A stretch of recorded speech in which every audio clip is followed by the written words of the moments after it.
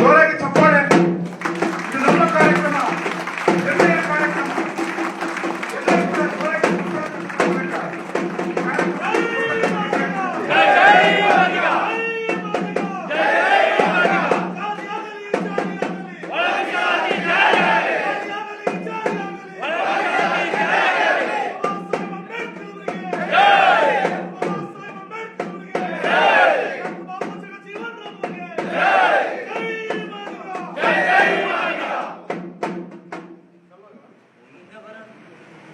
ತಮಟೆಯನ್ನು ಬಾರಿಸುವುದರ ಮೂಲಕ ಕಾರ್ಯಕ್ರಮವನ್ನು ಉದ್ಘಾಟಿಸಿರ್ತಕ್ಕಂತಹ ಎಲ್ಲ ನಮ್ಮ ಸಮುದಾಯದ ಮುಖಂಡರುಗಳಿಗೆ ಧನ್ಯವಾದ ಹೇಳ್ತಾ, ಈಗ ಒಂದು ಕ್ರಾಂತಿಕಾರಿ ಗೀತೆ ಮೇರೆಗೆ ಭಾಸ್ಕರ್ ಅಣ್ಣನವರೇ ಈ ಹಾಡನ್ನು ಹಾಡ್ಬೇಕಂತೇಳಿ ನಮ್ಮ ಸಹೋದರರು ಕೇಳ್ತಿರೋದ್ರಿಂದ ಭಾಸ್ಕರ್ ಅಣ್ಣನವರಿಂದ ಈ ಗೀತೆಯನ್ನ ಪ್ರಾರಂಭಿಸೋಣ. ಎಲ್ಲರೂ ಜೋರಾಗಿ ಓ ಮಾದಿಗ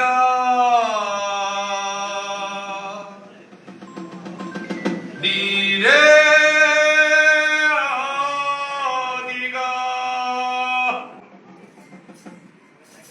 ಓ ಮಾದಿಗ ನೀರೇ ಆದಿಗ, ಓ ಮಾದಿಗ ನೀರೇ ಆದಿಗ, ಓ ಮಾದಿಗ ನೀರೇ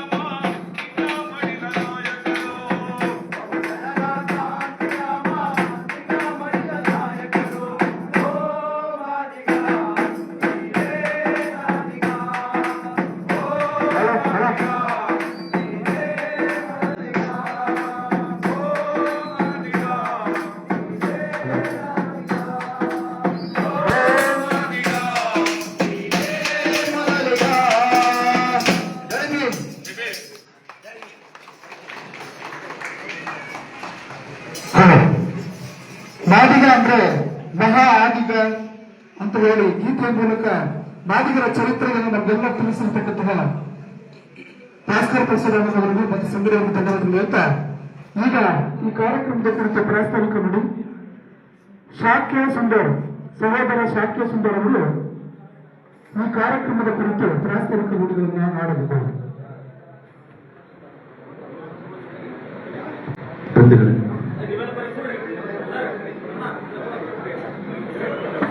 ನಾವು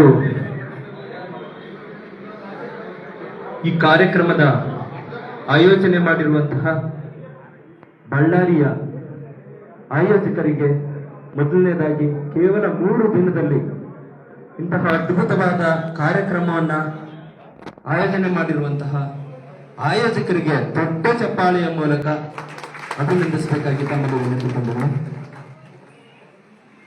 ಸಡನ್ಲಿ ಹೇಳಿದ್ರು, ಹಾಗಾಗಿ ಒಂದೆರಡು ಪ್ರಾಸ್ತಾವಿಕ ನುಡಿಯನ್ನ ಹೇಳೋದ್ರ ಮೂಲಕ ತಮಗೆ ನಾನು ಇಲ್ಲಿಂದ ನಿರ್ಗಮಿಸ್ತೇನೆ.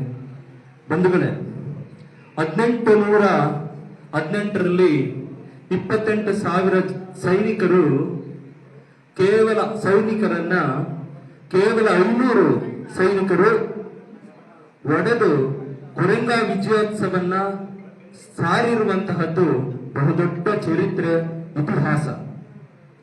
ಅಂತಹ ಚರಿತ್ರೆಯ ಒಳಗಡೆ ನಾವು 35 ವರ್ಷಗಳಿಂದಲೂ ಕೂಡ ಶಾಂತಿಯುತವಾಗಿ ಹೋಗಿ ಸ್ಟ್ರೈಕ್ ಮಾಡಿ ಮನವಿಯನ್ನ ಕೊಟ್ಟು ವಾಪಸ್ ಬರ್ತಿದ್ದಂತಹ ಒಂದು ಸಂದರ್ಭ. ಅದಕ್ಕಿಂತ ಮುಂಚೆ ಏನಾದ್ರು ಚೆನ್ನಾಗಿ ಮಾಡಿದ್ರೆ ನಾನು ದೊಡ್ಡ ಮಟ್ಟಿಗೆ ಅಭಿನಂದಿಸ್ತೇನೆ, ಅವರೆಲ್ಲರಿಗೂ ಕೂಡ ಅಭಿನಂದಿಸ್ತೇನೆ. ಆದರೆ ಅವತ್ತೇನು ನಿಂತ್ಕೊಂಡ್ರು ಸಿದ್ದಾನಾಯಕನ ನೇತೃತ್ವದಲ್ಲಿ, ಅದೇ ರೀತಿ ಭಾಸ್ಕರ್ ಪ್ರಸಾದ್ ಸರ್ ಅವರ ನೇತೃತ್ವದಲ್ಲಿ ಈ 100 ದಿನ ಏನಿದೆ 98 ದಿನ, ಆ 98 ದಿನಲ್ಲೂ ಕೂಡ ಏನೇ ಸಮಸ್ಯೆ ಬಂದ್ರು ನಿಂತ್ಕೊಂಡ್ರಲ್ಲ, ದಯಮಾಡಿ ಭೀಮ ಸೈನಿಕರಿಗೆ ದೊಡ್ಡ ಚಪ್ಪಾಳೆಯ ಮೂಲಕ ಅವ್ರಿಗೆ ಅಭಿನಂದಿಸ. ಒಳ ಮೀಸಲಾತಿ ಪಾದಯಾತ್ರೆ, ಕ್ರಾಂತಿಕಾರಿ ಪಾದಯಾತ್ರೆ ಆರಂಭವಾಗುವಂತಹದ್ದು ಸಾಮಾನ್ಯ ಏನಿರ್ಲಿಲ್ಲ. ಮೈಸೂರಿಗೆ ಹೋಗ್ತಿದಾಗ್ಲೇ ಆರಂಭ ಆಗುತ್ತೆ ಹೋರಾಟ. ಇನ್ನು ಹೋರಾಟ ಆರಂಭ ಆಗಿರಲ್ಲ, ಆವಾಗ್ಲೇ ಸ್ಟಾರ್ಟ್ ಮಾಡ್ತಾರೆ ಏಕವಚನದಲ್ಲಿ ಕರ್ಕೊಂಡು. ಒಂದು ಅಲ್ಲಿಂದ ಮತ್ತೆ ಪೊಲೀಸ್ನವ್ರು ರಕ್ಷಣೆ ಸಿಕ್ಕೊಟ್ರು. ಚಾಮುಂಡಿ ಬೆಟ್ಟ ಇಳಿತಿದ್ದಾಗ್ಲೇ ಏನಂತಾರೆ, ಪೊಲೀಸ್ಗೆ ಕನ್ಫ್ಯೂಸ್ ಆಗಿರುತ್ತೆ, ಏನ್ ಕ್ವಶನ್ ಕೇಳಬೇಕು, ಏನಕ್ಕೋಸ್ಕರ ತಡಿಬೇಕು ಅಂತ. ಒಬ್ಬೊಬ್ರು ಒಂದೊಂದು ನೀವು ಏನಕ್ಕೋಸ್ಕರ ತಡೀತಿದ್ದಾರೆ ಅಂದ್ರೆ, ಆ ಕಡೆ 4 ಜನ ಅಲ್ಲಿ ಒಂದು ಗುಂಪಿದೆ, ಅವ್ರು ಕಲ್ಲು ಹೊಡಿತಾರೆ, ಹಾಗಾಗಿ ನೀವು ಸ್ಟಾಪ್ ಮಾಡಿ ಅಂತ. ಇನ್ನೊಬ್ರು ಏನಂತ ಬಂದದ್ದು ಏನಂತಾರೆ ಅಂದ್ರೆ, ನಿಮ್ಮ ಪಾದಯಾತ್ರೆ ಮುಗೀತು, ಇಲ್ಲಿಗೆ ಹೋಗಿ ಅಂತ. ಇನ್ನೊಂದು ಕಾರಣ ಏನು ಅಂತಂತ, ಅಲ್ಲಿ ಗಣ್ಯರಿದ್ದಾರೆ ಒಳಗಡೆ, ಹಾಗಾಗಿ ಟೌನ್ ಅಲ್ಲಿ ಗಣ್ಯರಿದ್ದಾರೆ, ಪಬ್ಲಿಕ್ ತೊಂದರೆ ಆಗುತ್ತೆ, ನೀವು ಬಸ್ಸಲ್ಲಿ, ಕಾರಲ್ಲೋ, ವೆಹಿಕಲ್ ಯಾವ್ದ್ರಲ್ಲಾರು ಹೋಗಿ ಅಂತ. ಆದ್ರೆ ನೀವೇನಾದ್ರು ಮಾಡ್ಕೊಳ್ಳಿ, ನಾವು ಪಾದಯಾತ್ರೆ ಮಾಡೇ ತೀರ್ತೀವಿ ಅಂತಂದಾಗ ಅರೆಸ್ಟ್ ಆಗ್ತೀವಿ. ಬಟ್ ಯಾರು ಕೂಡ ಏನ್ ಭಯ ಪಡೋದಿಲ್ಲ, ನೇರವಾಗಿ ಅರೆಸ್ಟ್ ಆಗ್ತೀವಿ. ಗಾಂಧಿನಗರಕ್ಕೆ ಬರ್ತಿದ್ದಾಗ್ಲೇ 100-150 ಜನ ಸಪೋರ್ಟ್ ಕೊಡ್ತಾರೆ. ಅದುವರೆಗೂ ಮೈಸೂರಲ್ಲಿ ಅಷ್ಟು ಬೇಗ ಸೇರ್ಕೊಂಡಿರುವಂತಹ ಒಂದು ಚರಿತ್ರೆ ಇಲ್ಲ. ಅಷ್ಟು ಬೇಗ ಯಾರು ಕೂಡ ಕರೀದೆ ಹೋಗಿ ಜಸ್ಟ್ ನಂದು ಅನೌನ್ಸ್ ಮಾಡಿ ಬರೋದ್ರೊಳಗಡೆ ಈ ರೀತಿ ಒಳ ಮೀಸಲಾತಿ ಹೋರಾಟಗಾರರಿಗೆ ತೊಂದರೆ ಆಗ್ತಾ ಇದೆ ಅಂತ ತಕ್ಷಣವೇ ಬರ್ತಾರೆ. ಅದು ಚರಿತ್ರೆ ರೀ. ಮಾದಿಗ ಸಮುದಾಯ ಫಸ್ಟ್ ಡೇ ಏನಪ್ಪ ರೆಸ್ಪಾನ್ಸೇ ಇಲ್ವಲ್ಲ ಅನ್ಕೊಂಡಿದ್ವಿ. ಅಲ್ಲಿ ಸ್ಟಾರ್ಟ್ ಆದದ್ದು ಅದ್ರ ನಾಳೆ ಭಾಸ್ಕರ್ ಪ್ರಸಾದ್ ಸರ್ ಒಂದು ಹೇಳಿಕೆಯನ್ನ ಕೊಡ್ತಾರೆ. ಅದ್ರ ನಾಳೆ ಸುಮಾರು 1,000 ಜನ ಮೈಸೂರಿಗೆ ಬಂದು ತಲುಪ್ತಾರೆ. ಪ್ರತಿ ಸ್ಟೇಷನ್ ಅಲ್ಲೂ ಕೂಡ ಮಾದಿಗ ಸಮುದಾಯದ ನಾಯಕರನ್ನ ಅರೆಸ್ಟ್ ಮಾಡಿ ಸ್ಟೇಷನ್ ಒಳಗಡೆ ಇಡ್ತಾರೆ. ಇಲ್ಲಿ ಅರೆಸ್ಟ್ ಮಾಡಿದ್ರು ಅಂದ ತಕ್ಷಣವೇ ರಾಜ್ಯದ ಮುಖ್ಯಮಂತ್ರಿಗಳು ಗೆದ್ದಿರುವಂತಹ ವರುಣ ಕ್ಷೇತ್ರದಲ್ಲಿ ಹೋಗಿ ಮಾದಿಗ ಸಮುದಾಯ ಸ್ಟ್ರೈಕ್ ಮಾಡುತ್ತೆ ಅಂದ್ರೆ ಇದಕ್ಕಿಂತ ಒಂದು ಗಟ್ಟಿನ ಒಂದು ಹೋರಾಟ ಇನ್ನೇನ್ರಿ ಬೇಕು? ಹೌದಲ್ವಾ? ಯಾಕೆ ಅಂತಂದ್ರೆ ನೀವು ಗೆದ್ದಿದ್ದೀರಲ್ವಾ ಮುಖ್ಯಮಂತ್ರಿಗಳಿಗೆ, ನಿಮ್ಗೆ ಸಂದೇಶವನ್ನ ಎಲ್ಲಿ ಕೊಡ್ತೀವಿ, ನಿಮ್ಮ ಕ್ಷೇತ್ರದಿಂದ ಕೊಡ್ತೀವಿ ಅಂದ್ಬಿಟ್ಟದೆ ರಾಜ್ಯಕ್ಕೆ ಒಂದು ಮಾಹಿತಿಯನ್ನು ಕೊಟ್ರು. ಅದ್ಭುತವಾಗಿ ಈ ಕ್ರಾಂತಿಕಾರಿ ಪಾದಯಾತ್ರೆ ಅನ್ನುವಂತಹದ್ದು ಭಾಸ್ಕರ್ ಪ್ರಸಾದ್ ಸರ್ ಆರಂಭ ಮಾಡಿದ್ರಲ್ಲ, ಎಂತಹ ಗಟ್ಟಿ ಗುಂಡಿಗೆನಂದ್ರೆ ಇರೋದು. ಭಾಸ್ಕರ್ ಪ್ರಸಾದ್ ಸರ್ಗೆ. ಈ ಕಡೆ ಭೀಮ ಸೈನಿಕರ ಕಡೆ ಗಮನ ಕೊಡ್ಬೇಕು, ಆ ಕಡೆ ಆರ್ಥಿಕವಾಗಿ ಏನಾದ್ರು ಸಮಸ್ಯೆ ಬಂತ ಗಮನ ಕೊಡ್ಬೇಕು, ನೆಕ್ಸ್ಟ್ ಕಾರ್ಯಕ್ರಮ ಏನ್ ಮಾಡ್ಬೇಕು ಅಂತ ಗಮನ ಕೊಡ್ಬೇಕು. ಈ ಕಡೆ ಪೊಲೀಸರ ಸಮಸ್ಯೆ, ಮತ್ತೊಂದು ಕಡೆ ಆ ನಾಯಕ ಹಂಗಂದ, ಈ ನಾಯಕ ಹಿಂಗಂದ, ಇನ್ನೊಂದೇನೋ ಇಲ್ಲೇನೋ ಸರಿಪಡಿಸೋ ಸಂದರ್ಭದಲ್ಲಿ ಆ ಕಡೆ ಮನೆ ಮೇಲೆ ದಾಳಿ ಮಾಡ್ತಾರೆ. ನಾನು ಮತ್ತೆ ಇನ್ನೊಂದ್ಸತಿ ಆ ಒಂದು ಮಾತನ್ನ ನಾನು ರಿಪೀಟ್ ಮಾಡ್ತೀನಿ. ಪ್ರೊಫೆಸರ್ ಬಿ ಕೃಷ್ಣಪ್ಪ ಅವರ ಹೋರಾಟವನ್ನ ನಾವು ಕಂಡಿಲ್ಲ. ಅಷ್ಟು ಗತ್ತಿನ ಹೋರಾಟ, ಅಂತಹ ಅದ್ಭುತವಾದಂತಹ ಪ್ರಬಲವಾದಂತಹ ಹೋರಾಟ ನಾವು ಕಣ್ಣೆದುರಿಗೆ ಪ್ರೊಫೆಸರ್ ಬಿ ಕೃಷ್ಣಪ್ಪ ಅವ್ರನ್ನ ನಾವು ನೋಡುವಂತಹದ್ದೇ ಆದ್ರೆ ಅದು ಭಾಸ್ಕರ್ ಪ್ರಸಾದ್ ಸರ್ ಅವರ ನೇತೃತ್ವದಲ್ಲಿ ನಡೆದಂತಹ ಒಂದು ಅದ್ಭುತವಾದಂತಹ ಹೋರಾಟವನ್ನ ನಾವು ನೋಡ್ತೇವೆ ಅಂತ ಅಂದ್ಬಿಟ್ಟು ನಾನು ಭಾವಿಸ್ಕೊಳ್ತೇನೆ. ಸಾಮಾನ್ಯ ಅಲ್ಲ, ಮನೆ ಹೆಂಡತಿ ಮಕ್ಕಳನ್ನ ಬಿಟ್ಟು ಒಬ್ಬೊಬ್ರದು ಒಂದೊಂದು ಸಮಸ್ಯೆ ಹೇಳ್ತಾವಿತ್ತು ಅಂದ್ರೆ ನೀವೆಲ್ಲರೂ ಕೂಡ ಕಣ್ಣಾಗ್ತೀರ. ಅಷ್ಟು ಸಮಸ್ಯೆಯಲ್ಲಿ ಬಂದು ಭಾಗವಹಿಸಿದ್ದಾರೆ. ಸಾಮಾನ್ಯವಾಗಿ ಜಸ್ಟ್ ಯಾರು ಇಲ್ಲಿ ಕೂತಿರ್ತೀವಿ, ಹೆಂಡತಿನ ಮಗುನ ಕಾಲ್ ಮಾಡಿ ಏನೋ ಒಂದು ಆರೋಗ್ಯ ಸಮಸ್ಯೆನ ಅಂತ ತಕ್ಷಣ ಎದ್ದು ಹೋಗ್ತೀವಿ. ಆದ್ರೆ 3 ತಿಂಗಳು ನಿರಂತರವಾಗಿ ಭೀಮಸೇನಾನಿಗಳು ಬಂದು ನಿಂತ್ಕೊಂಡು ಭಾಸ್ಕರ್ ಪ್ರಸಾದ್ ಸರ್ ಅವರ ಜೊತೆಯಾಗಿ ಕೈ ಜೋಡಿಸಿದ್ರಲ್ಲ, ಅವ್ರ ಸಮಸ್ಯೆ ಏನಾದ್ರು ಇರ್ಲಿ. ಆದ್ರೆ ಅಂತಹ ಗಟ್ಟಿ ಗುಂಡಿಗೆ, ಅಂತಹ ಗಟ್ಟಿ ಟೀಮು ಮಾದಿಗರಲ್ಲಿ ಚರಿತ್ರೆ ಬರೆದಂತಹ ಒಂದು ಟೀಮ್ ಏನಾದ್ರು ಇದ್ರೆ ಅದು ಭೀಮಸೇನಾನಿಗಳು ಅಂತ ಹೇಳಲಿಕ್ಕೆ ಇಷ್ಟಪಡ್ತೀನಿ.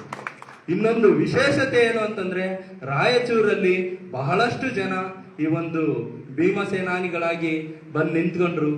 ರಘು ಸರ್ ಆಗಿರ್ಬೋದು, ಮಲ್ಯಾಪ ಸರ್ ಆಗಿರ್ಬೋದು, ಮತ್ತೆ ನಮ್ಮ ಲಕ್ಷ್ಮಣ ಭಂಡಾರಿ ಸರ್ ಆಗಿರ್ಬೋದು, ಇನ್ನು ಬಹಳಷ್ಟು ಜನ ಸಾಥ್ ಕೊಟ್ರಿ. ಅವರೆಲ್ಲರಿಗೂ ಕೂಡ ಅಭಿನಂದನೆಗಳನ್ನ ಕೋರ್ತೇನೆ. ಇನ್ನೊಂದು, ಚಿತ್ರದುರ್ಗದಿಂದ ಜಾಥಾ ಹೊರಡುತ್ತೆ, ರಕ್ತವನ್ನ ದಾನ ಮಾಡಿ ಹೊರಡ್ತಾರೆ.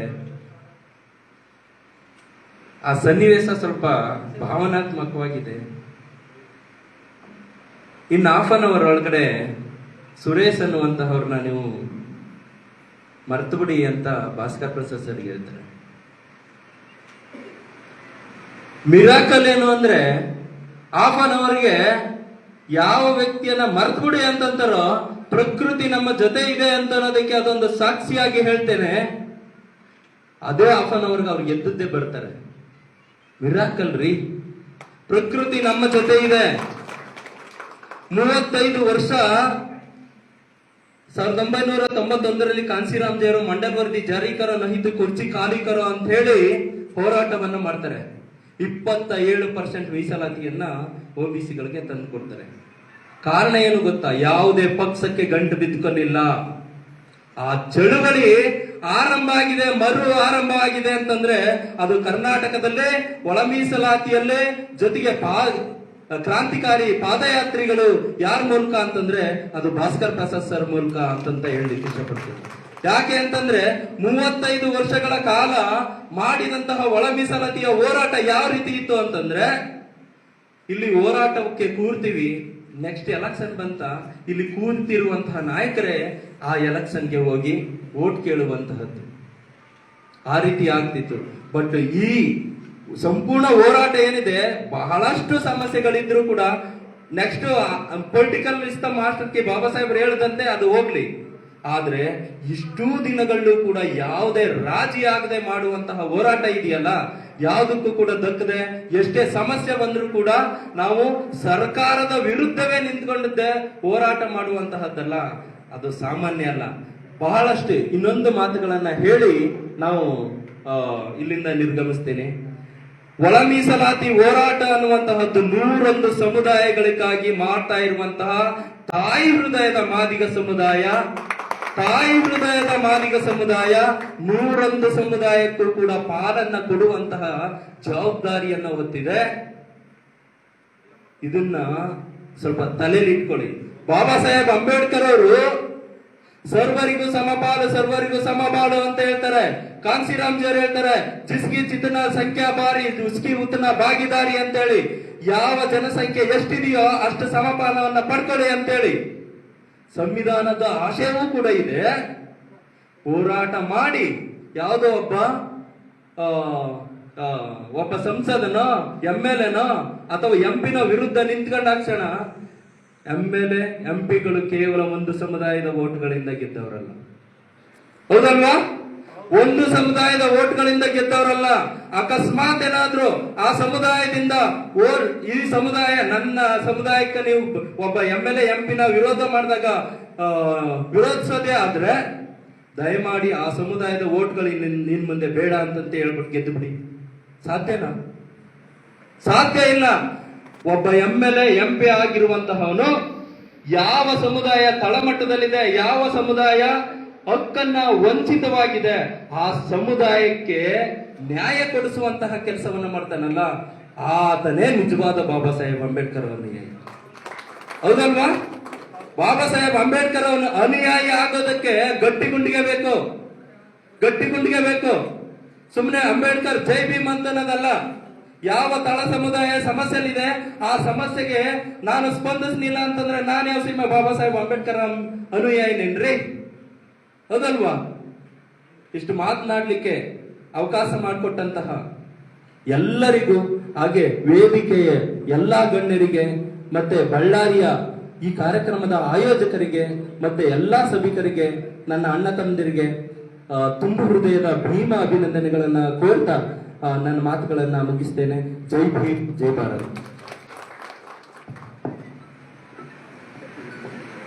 ನಮಗಾಗಿ, ನಮ್ಮ ಸಮುದಾಯಕ್ಕಾಗಿ ಹೋರಾಟಗಾರರು ಪಟ್ಟಿರುವ ಶ್ರಮದ ಕುರಿತು ಸಾವಿರವಾಗಿ ತಮ್ಮ ಪ್ರಾಸ್ತಾವಿಕ ನುಡಿಗಳನ್ನ ಶಾಕ್ಯ ಮುನಿನೇ ಹೇಳಿದ ಹಾಗೆ ನಮ್ಮ ಶಾಕ್ಯ ಸುಂದರ್ ಸಹೋದರರು ಹೇಳಿದ್ದಾರೆ.